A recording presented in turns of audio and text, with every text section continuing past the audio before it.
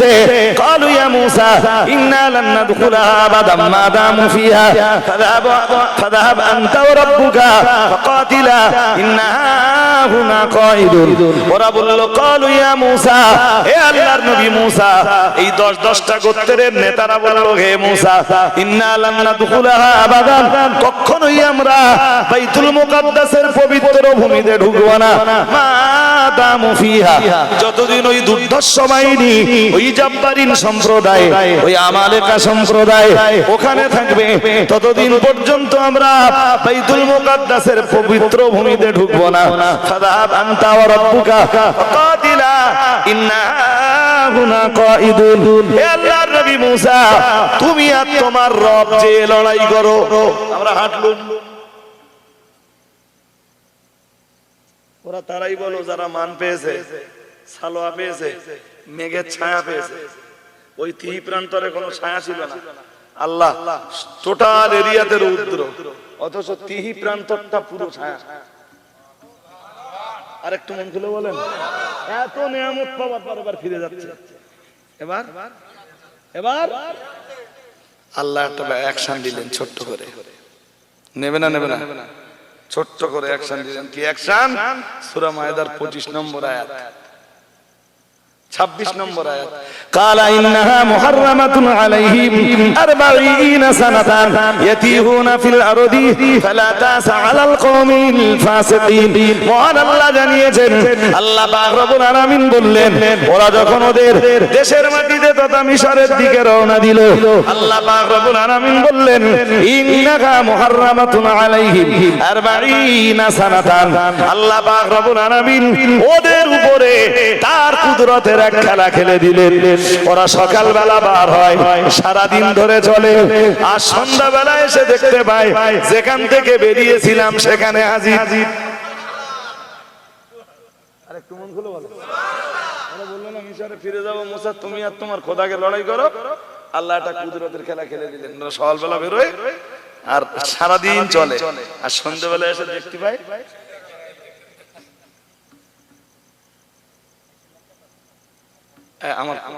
আমার কথা বুঝতেছেন নাকি? বুঝতেছেন? কত বছর জানেন? 40 বছর। কত? ওই 40 বছর ওই মাঠে আল্লাহ ওদের ঘুরে গেছে।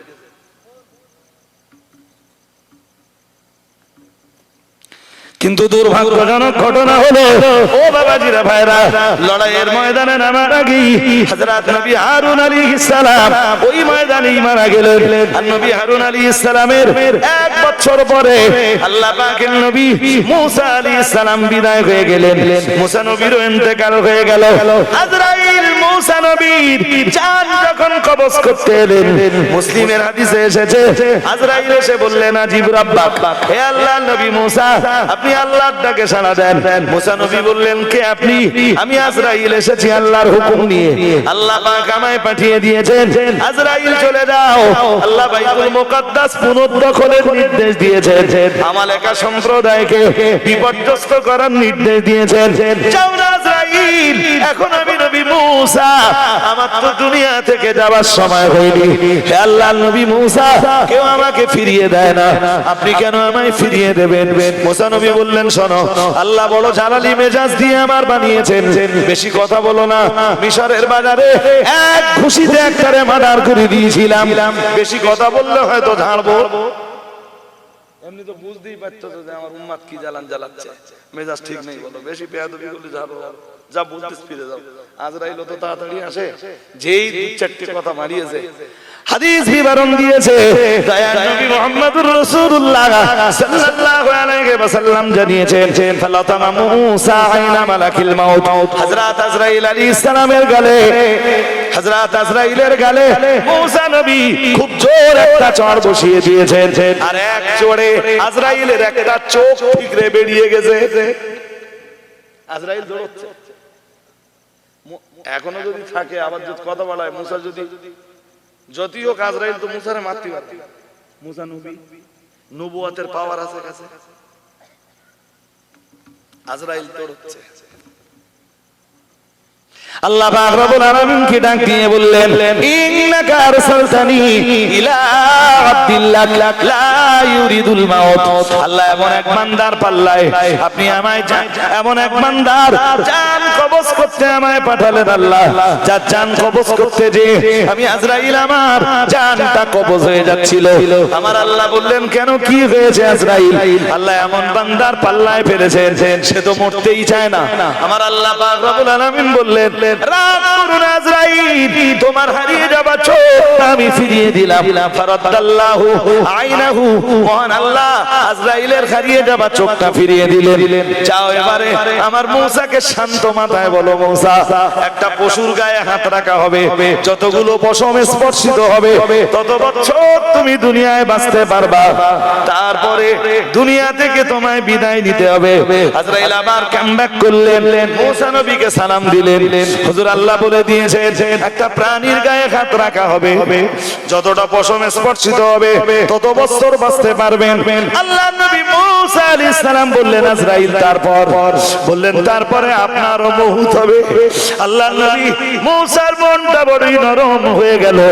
মূসা নবী বললেন এই তো বাইতুল মুকাদ্দাস, দিল ছুঁড়ে দিলে বাইতুল মুকাদ্দাসে চলে যায়।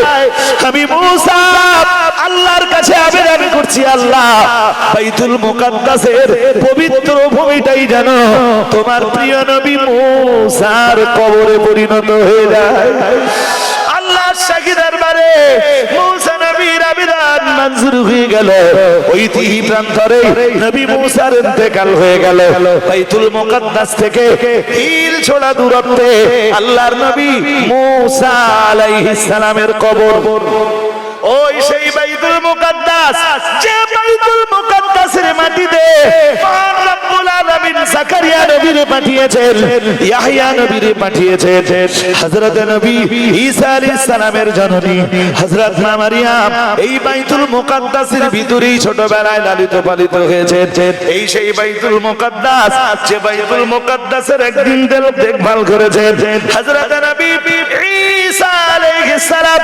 আজ নবী ইব্রাহিম আলাইহিস সালামের মাজার যে ফিলিস্তিনের মাটিতে, নবী মূসার মাজার যে ফিলিস্তিনের মাটিতে, হযরত নবী ইসহাক আলাইহিস সালামের মাজার, ইয়াকুব আলাইহিস সালামের মাজার, আল্লাহর শত শত নবী রাসূলদের মাজার এই ফিলিস্তিনের মাটিতে।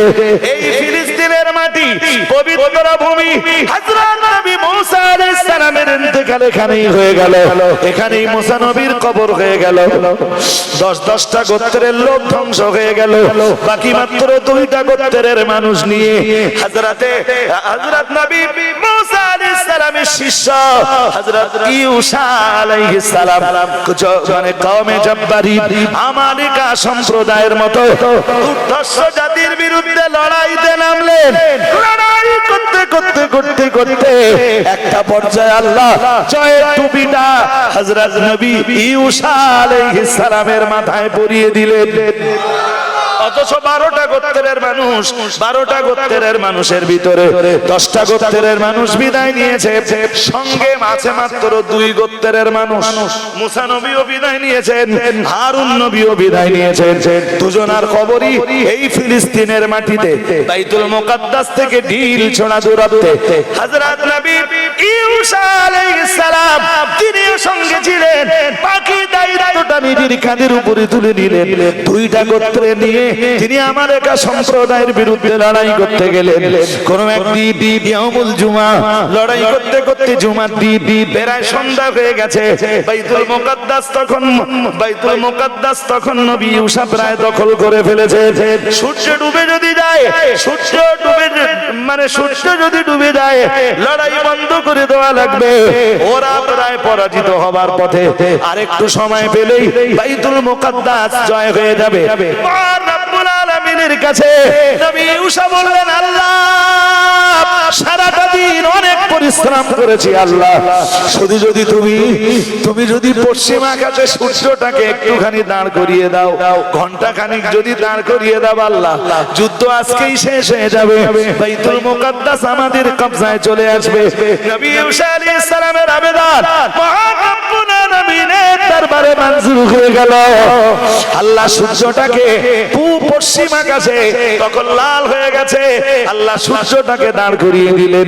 ইউসা আলাইহিস সালাম সৈন্যদেরকে নিয়ে বীর বিক্রম থেকে লড়াই করলেন, আর সর্বশেষ জয়ের টুপিটা আল্লাহ তাআলা হযরত নবী ইউসা আলাইহিস সালামের মাথায় পরিয়ে দিলেন। যুগে যুগে যুগে যুগে বাইতুল মুকাদ্দাসকে ছিনিয়ে নেওয়ার জন্য যাদেরকে লড়াই করতে হবে, ওরা হবে দুর্ধর্ষ বাহিনী। এই দুর্ধর্ষ বাহিনীর এগেনস্টে লড়াই করে তবে বাইতুল মুকাদ্দাস আবার মুসলমানদের কবজায় আসবে। আজকের পৃথিবীর ইহুদিরা যারা বাইতুল মুকাদ্দাসকে দখল করে রেখেছে, ও বাবাজিরা ভাইরা, ওরাও পৃথিবীর এক দুর্ধর্ষ জাতি। ওদের কাছে অ্যাটম বোমা আছে, ওদের কাছে মিসাইল আছে, ওদের গোলা আছে, বারুদ আছে, সব আছে লড়াই করার মতো। ধরে নেন হামাসের কাছে কিছুই নেই, হামাস অতি দুর্বল শক্তি। এরপরেও জানিয়ে দিয়েছেন আলা ইন্না নাসরাল্লাহি করিব। মহান আল্লাহ জানিয়েছেন, জেনে রাখো তোমরা আসলে দুর্বল নয়, আল্লাহর সাহায্য তোমাদের খুব কাছাকাছি। আমার আল্লাহর সাহায্য তোমাদের খুব নিকটতম।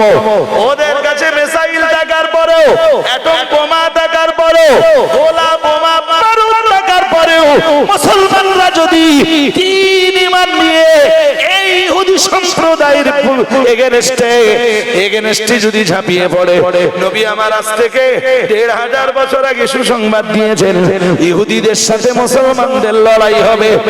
আর ওই লড়াইতে মহান রব্বুল আলামিন ইহুদিদের মাথায় পরাজয়ের গিলানি চাপিয়ে দিয়ে জয়ের টুপিটা মুসলমানদের মাথায় পরিয়ে দিবেন। আর একটু মন খুলে বলেন, সেদিন খুব জোর করে বলেন, হামাসকে দুর্বল দেখতেছেন তাই? তোমরা মিসাইল আছে, তা কি আছে? আঙ্গা আল্লাহ আছে, কি আছে? আরে কথা বলেন না কেন? ক্ষমতা কার বেশি, মিসাইলের না আল্লাহর? তোমাদের অ্যাটম বোমা আছে, আমাদের বোমা নেই। কে কি আছে?